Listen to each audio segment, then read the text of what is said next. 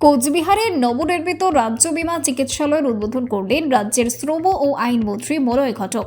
শিলিগুড়ির দাগাপুর শ্রমিক ভবনে আয়োজিত এক অনুষ্ঠানের মাধ্যমে এই পরিষেবার সূচনা হয়। দীর্ঘদিনের দাবি পূরণ হওয়ায় খুশি শ্রমিক মহল। আধুনিক পরিকাঠামো ও উন্নত চিকিৎসা পরিষেবার মাধ্যমে উপকৃত হবেন বহু শ্রমিক ও তাদের পরিবার। মন্ত্রী জানান, শ্রমজীবী মানুষের স্বাস্থ্য সুরক্ষা নিশ্চিত করা রাজ্য সরকারের অন্যতম অগ্রাধিকার।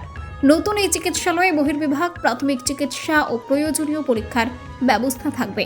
ভবিষ্যতে আরও উন্নত পরিষেবা যুক্ত করার পরিকল্পনাও রয়েছে। অনুষ্ঠানে উপস্থিত ছিলেন শিলিগুড়ির মেয়র গৌতম দেব সহ প্রশাসনিক আধিকারিকরা।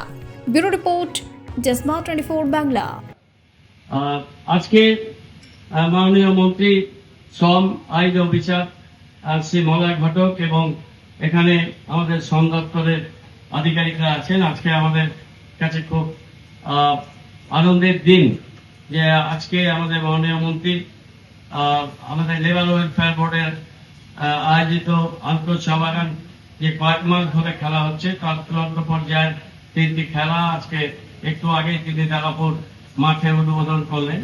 এবং আজকে আমাদের এখানে শ্রমিক কল্যাণ ভবনে যে অনুষ্ঠানটা হচ্ছে এটা কোচবিহারে আমাদের একটি সেখানকার মানুষ, শ্রমজীবী মানুষের উন্নয়নের জন্য ইএসআই হসপিটাল সেখানটায় আজকে তার উদ্বোধন করবেন মাননীয় মন্ত্রী মলয় ঘটক। এবং কোচবিহারে আমরা দেখছি যে ওখানে বিশেষ অতিথি হিসাবে উপস্থিত আছেন আমাদের উত্তরবঙ্গ উন্নয়ন দপ্তরের ভারপ্রাপ্ত মাননীয় মন্ত্রী উদয়ন গুহ এবং শ্রমজীবী বিভিন্ন মানুষরা তারা এখানে উপস্থিত আছেন।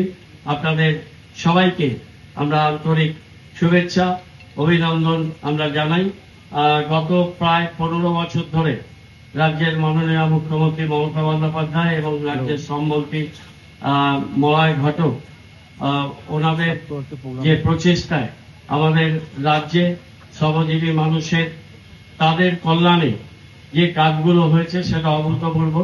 বাংলায় এত শ্রমিক দরদী সরকার এর আগে কোনোদিন কেউ প্রত্যক্ষ করেনি। চা বাগিচার শ্রমিকদের কল্যাণে, আমাদের জুটের শ্রমিকদের কল্যাণে, ইঞ্জিনিয়ারিং শিল্পের শ্রমিকদের কল্যাণে, অসংগঠিত শ্রমিক যারা আছেন তাদের কল্যাণে, বিভিন্ন ক্ষেত্রে, স্বাস্থ্যের ক্ষেত্রে, অন্যান্য পরিষেবার ক্ষেত্রে, তাদের যে মজুরি তা বিভিন্ন ক্ষেত্রে তার বৃদ্ধির ক্ষেত্রে এবং প্রেস তৈরি, চাষ